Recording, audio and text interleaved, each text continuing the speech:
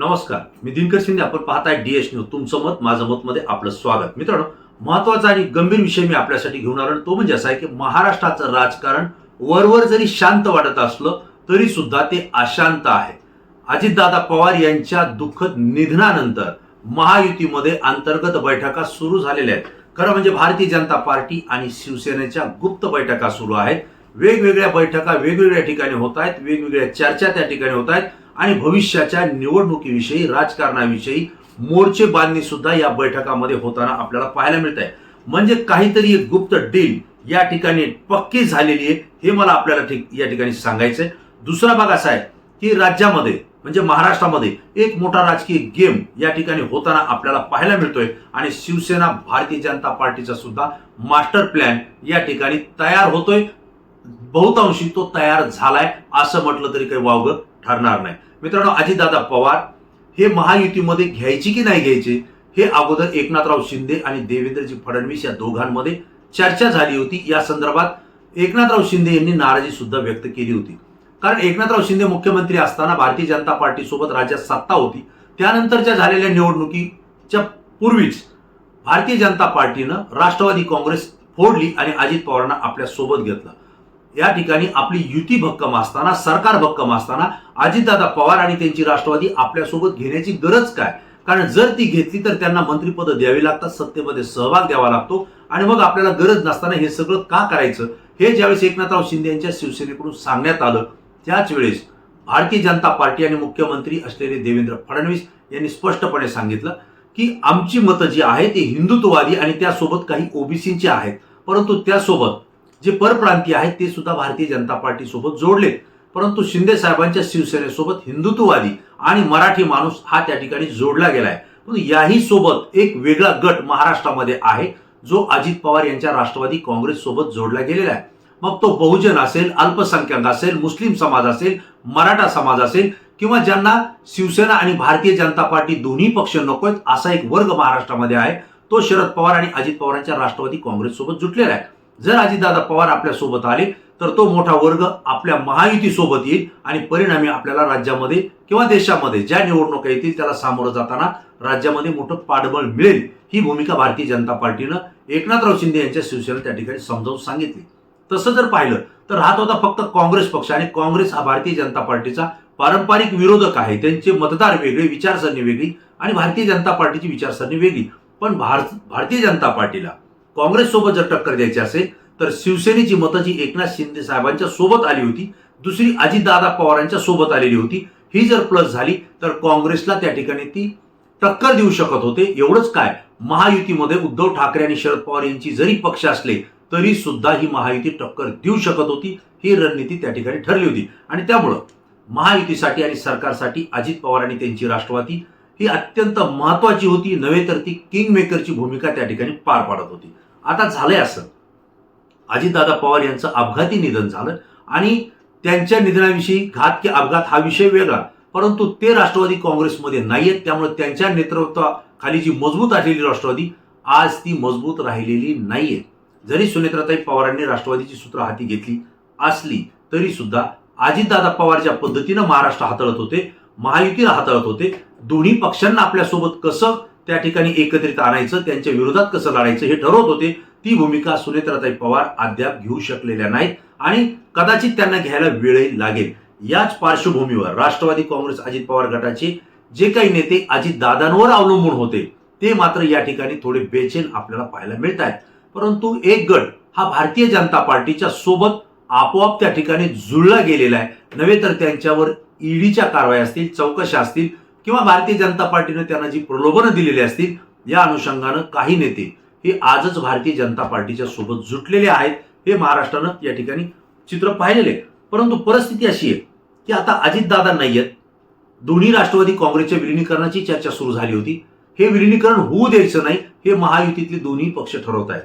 त्यामुळं अजितदादा पवारांच्या पश्चात सुनेत्राताई पवार असतील किंवा त्यांच्या पक्षाचे जे कोणी नेते असतील, आमदार असतील, खासदार असतील, मंत्री असतील, याही पुढे जाऊन जिल्हा स्तरावर, तालुका स्तरावर आणि गाव स्तरावर जे राष्ट्रवादी काँग्रेसला मजबूत करण्यासाठी काम करणारे कार्यकर्ते आहेत त्यांना शरद पवार यांच्या राष्ट्रवादीकडे जाऊ नये यासाठी खुश ठेवण्याचा प्रयत्न या शिवसेना भारतीय जनता पार्टीकडून करण्यात येतोय. ती म्हणतील त्या पद्धतीनं काम केलं जातंय, ते म्हणतील ते प्रस्ताव कदाचित मंजूर होतील. ज्या मतदारसंघात ज्या नेत्याला ज्या कार्यकर्त्याला कामं पाहिजे ती कामं सुद्धा कदाचित दिले जातील. पण त्याच्या मागचा उद्देश हा वेगळा आहे. कारण आता अजितदादा नाहीयेत, त्यांच्या पश्चातली राष्ट्रवादी हा फुटताना तो आपल्याकडे आला पाहिजे, ही भूमिका शिवसेना आणि भारतीय जनता पार्टी म्हणजेच एकनाथराव शिंदे आणि देवेंद्र फडणवीस यांची असेल असं माझं स्पष्ट मत आहे. आणि त्यामुळं भारतीय जनता पार्टीनं ठरवलेलं आहे की 2029ची विधानसभा आणि लोकसभेची निवडणूक ही स्वबळावर लढायची आहे. म्हणजे आता आपल्याला महाराष्ट्रामध्ये कुबड्या नकोयत. ज्या कुबड्यांचा उल्लेख केंद्रीय गृहमंत्री अमित शहांनी केला होता त्यातली एक कुबडी होती एकनाथराव शिंदे यांची शिवसेना आणि दुसरी कुबडी होती अजितदादा पवारांची राष्ट्रवादी. आता अजितदादा पवार हे हयात नाहीयेत, त्यामुळे त्यांची राष्ट्रवादी काँग्रेस ही त्या ठिकाणी खिळखिळी झालेली आहे, तिची ताकद कमी झालेली आहे. आणि त्यामुळं आता 29ला भारतीय जनता पार्टी बहुमतानं स्वबळावर सत्ता आणण्याचा प्रयत्न करत आहे. दुसरा भाग असा आहे की एकनाथराव शिंदे हे मात्र आपलं स्वतंत्र अस्तित्व मजबूत करण्यासाठी त्या ठिकाणी प्रयत्नशील आहेत. पण राष्ट्रवादी काँग्रेस सुनेत्राताई पवारांच्या नेतृत्वाखालची आता त्यांना मात्र आपण किंग मेकर आहोत किंवा सत्तेमधलं आपली जी भूमिका आहे हे टिकवण्याची स्पर्धा जी असेल, ही परीक्षा जी असेल ती सुनेत्राताई पवार यांच्या राष्ट्रवादी काँग्रेसवर आहे. मित्रांनो, आज एकनाथराव शिंदे हे अजितदादा पवारांच्या कार्यकर्त्यांना पदाधिकाऱ्यांना शरद पवारांच्या राष्ट्रवादीनंतर आपले वाटत आहे. त्याचं कारण आहे की भारतीय जनता पार्टी सोबत आपल्याला जायचं नको, ही भूमिका अजितदादा पवारांच्या अनेक नेत्यांची होती. परंतु परिस्थिती अशी निर्माण झाली होती की त्यांना भारतीय जनता पार्टी सोबत सत्तेत जाणं भाग पडलं. कारण अजितदादांच्या पक्षामधल्या अनेक नेत्यांवर भारतीय जनता पार्टीच्याच नेत्यानं भ्रष्टाचाराचे आरोप केले होते, ईडीची चौकशी लावली होती, अनेकांना जेलमध्ये सुद्धा घालण्याचं काम भारतीय जनता पार्टीनंच केलं होतं. त्यामुळे राष्ट्रवादी काँग्रेसच्या कार्यकर्त्यांमध्ये पदाधिकाऱ्यांमध्ये भारतीय जनता पार्टीविषयी संताप आहे, रोष आहे.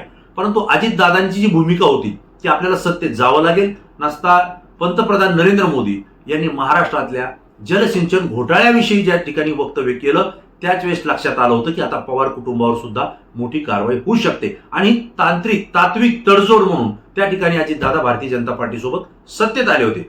म्हणून आज अजितदादा नाहीयेत, परंतु त्यांच्या पश्चात तसा खंबीर नेता आज राष्ट्रवादी काँग्रेसमध्ये नाहीयेत.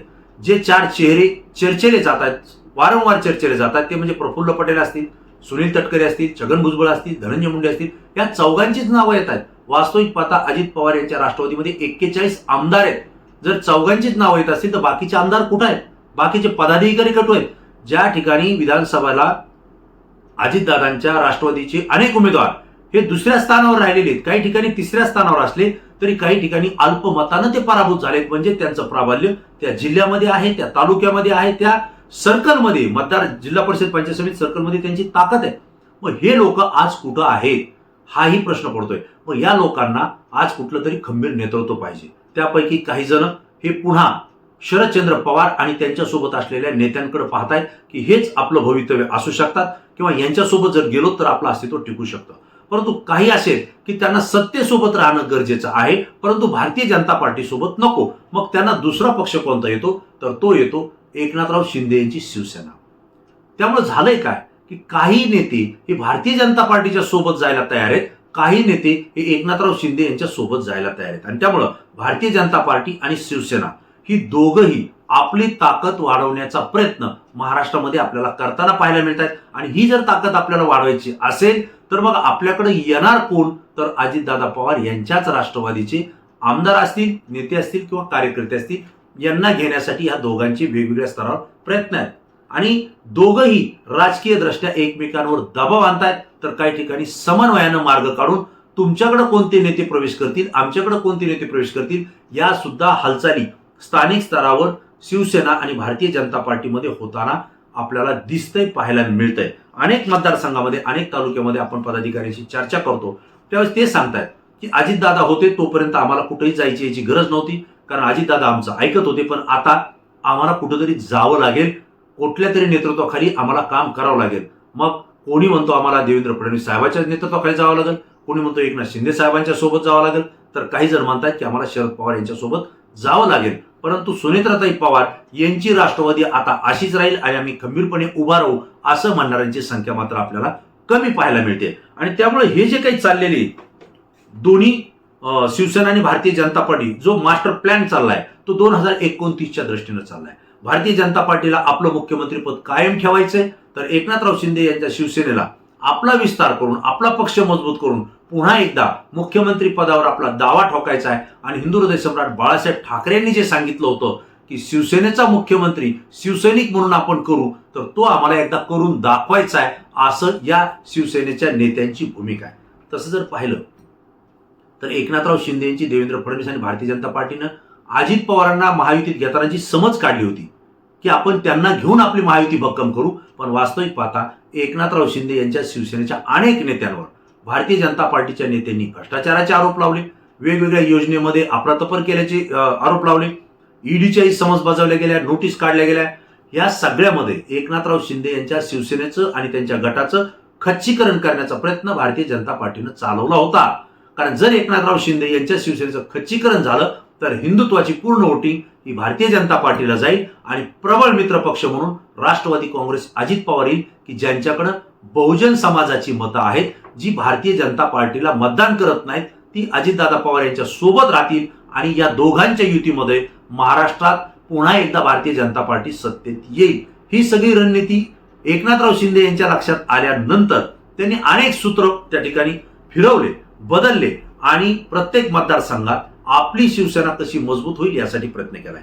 मित्रांनो, नुकत्याच झालेल्या महानगरपालिका असतील, नगरपालिका असतील किंवा जिल्हा परिषद पंचायत समिती यामध्ये एकनाथराव शिंदे यांनी आपल्या शिवसेनेची ताकद दाखवली. भारतीय जनता पार्टीनं सुद्धा शिंदेच्या सेनेची मदत घेऊन आपली सुद्धा ताकद त्या ठिकाणी दाखवली. परंतु काही ठिकाणी अजितदादा पवार यांच्या राष्ट्रवादीची ताकद आपल्याला पाहायला मिळाली.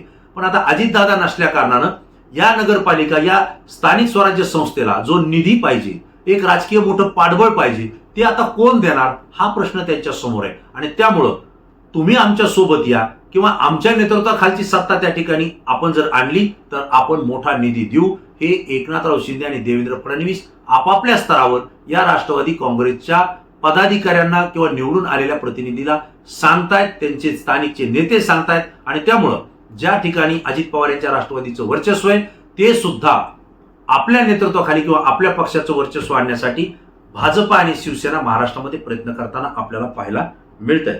मित्रांनो, प्रश्न असा आहे की आज महाराष्ट्राचं राजकीय वातावरण वरवर जरी शांत वाटत असलं तर हे शांत नाहीये, हे अशांत आहे.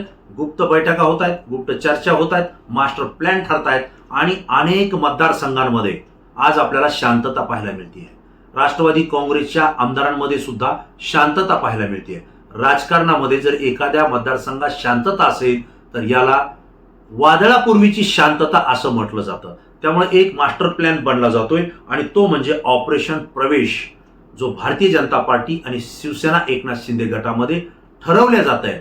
मोठमोठे नेते राष्ट्रवादी काँग्रेसचे हे दोन्ही नेत्यांसोबत वेगवेगळ्या बैठकांमध्ये जात आहेत, भेटीगाठी करतायत, विकासाचा निधी, विकासाचे प्रस्ताव घेऊन आम्ही चाललोय असं सांगतायत. परंतु वास्तविक पाहता आपल्या प्रवेशासाठी त्या ठिकाणी वाट मोकळी करण्याचा किंवा पायवाट करण्याचा प्रयत्न हे नेते करताना दिसत आहेत. आणि त्याला पूर्ण बळ, पूर्ण साथ हे भाजपा आणि शिवसेना म्हणजेच देवेंद्र फडणवीस आणि एकनाथराव शिंदे देताना आपल्याला पाहायला मिळत आहे. याच ठिकाणी अजितदादा पवारांच्या राष्ट्रवादी समोर आपलं अस्तित्व टिकवण्याचा प्रश्न आहे आणि त्यामुळं राष्ट्रवादी काँग्रेसचं लवकर विलिनीकरण झालं पाहिजे ही भूमिका शरदचंद्र पवार यांच्या राष्ट्रवादीच्या नेत्यांची आहे. मात्र हे विलिनीकरण होऊ नये याऐवजी अजितदादांच्या पक्षातले अनेक मातबर नेते आपल्या पक्षासोबत यावं आणि भविष्यामध्ये येणाऱ्या 2029च्या विधानसभा, लोकसभा निवडणुकीमध्ये आपल्याच पक्षाची ताकद राहावी यासाठी देवेंद्र फडणवीस, एकनाथ शिंदे हे प्रयत्नशील आहेत. मित्रांनो, जिल्हा परिषद पंचायत समिती जवळजवळ 22 जिल्हा परिषदच्या निवडणुका राहिलेल्या आहेत. या ठिकाणी आपलं अस्तित्व आणि आपलाच पक्ष त्या ठिकाणी सत्तेत यावा यासाठी या दोघांचीही रणनीती ठरते. आणि त्यामुळे शिवसेना भाजपचा जो मास्टर प्लॅन ठरलाय तो आता चव्हाट्यावर येतोय, उघड होतोय. अनेक मतदारसंघामध्ये तो आपल्याला पाहायला मिळतोय. एकंदरीत अजितदादा पवारांची जागा ही एकनाथराव शिंदे घेत आहेत असं चित्र या ठिकाणी पाहायला मिळत आहे. कारण एकनाथराव शिंदेच्या शिवसेनेची ताकद, त्यासोबत अजितदादा पवार यांच्या पक्षाचे अनेक नेते हे एकनाथ शिंदे यांच्या सोबत येत आहेत. त्याचं कारण आहे की विधानसभेच्या मतदारसंघामध्ये वाटणी झालेली आहे. भारतीय जनता पार्टीला कोणते, एकनाथराव शिंदे यांच्या सेनेला कोणते आणि अजितदादांच्या कोणते. त्यामुळे आता शिंदे आणि फडणवीस, भारतीय जनता पार्टी आणि शिवसेनेची युती झाली, जागा वाटप झाले, परंतु उर्वरित जे अजितदादांना जागा दिल्या होत्या त्या जागेवरती कोणी आता त्या ठिकाणी आपले उमेदवार उभा करायचे हे या दोघांमध्ये टक्सल आहे आणि ही टक्कर आपल्याला येणाऱ्या कालावधीमध्ये पाहायला मिळेल. मित्रांनो, तुम्हाला काय वाटतंय? अजितदादा पवारांच्या राष्ट्रवादीला या ठिकाणी पुन्हा एकदा फोडलं जाईल का? त्यांचे नेते भाजपमध्ये, काही सेनेमध्ये आणि काही शरदचंद्र पवार यांच्या राष्ट्रवादीसोबत जातील का? किंवा शिवसेना भाजप मास्टर प्लॅन करून येणाऱ्या निवडणुकीमध्ये अजितदादा पवारांच्या राष्ट्रवादीचं पूर्ण अस्तित्व संपवतील? तुम्हाला काय वाटतंय? राष्ट्रवादी काँग्रेस पुन्हा एकत्र येऊन आपली ताकद उभा करेल? याचं उत्तर तात्काळ द्या, कारण तुमची प्रतिक्रिया आमच्यासाठी अत्यंत महत्त्वाची असते. ती अत्यंत अभ्यासू आणि संपूर्ण महाराष्ट्रातून आली असते. मित्रांनो, हा व्हिडिओ आणि माहिती जर आवडली असेल तर जास्तीत जास्त मित्रांना शेअर करा आणि DS न्यूजला सबस्क्राईब केलं नसेल तर तात्काळ सबस्क्राईब करा आणि आम्हाला सहकार्य करा. पुन्हा नवीन विषय, नवीन माहिती घेऊन आपल्यासमोर येईल. तोपर्यंत धन्यवाद.